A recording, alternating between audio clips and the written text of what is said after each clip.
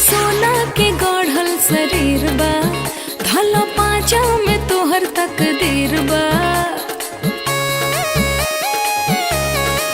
हे हमर सोना के गढ़ल शरीर बा, धलो पाँचा में तोहर तकदीर बा।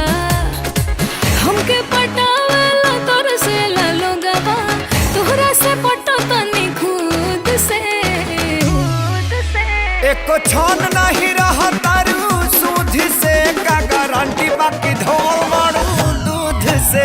एको छन नहीं रहा तारू सूद से, का गारंटी बाकी धोल मारू दूध से।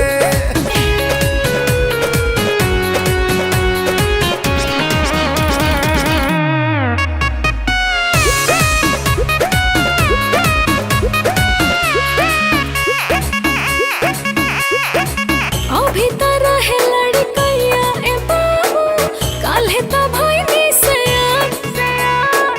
अपना डाउट के कादा ना आउट, पहिया में धाला से रे मार।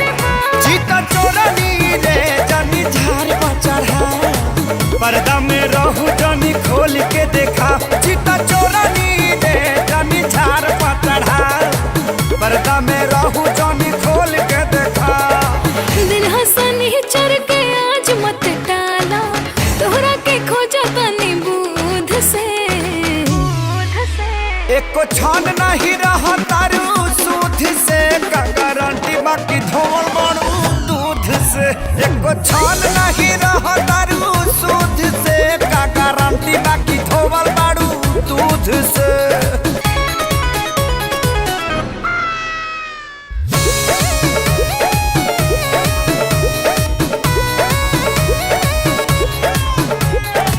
केहू से काम नहीं भोले बानी सावर, गुरकिन से ज्यादा मजा मिली।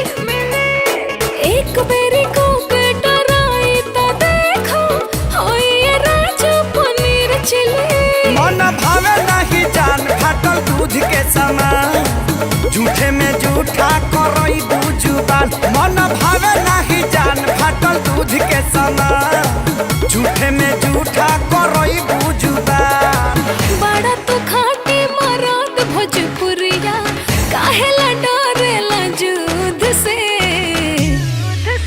एको छान नहीं रहा तारू सूद से, का गारंटी बाकी धोवल बारू दूध से। एको छान नहीं रहा तारू सूद से, का गारंटी बाकी धोवल बारू दूध से।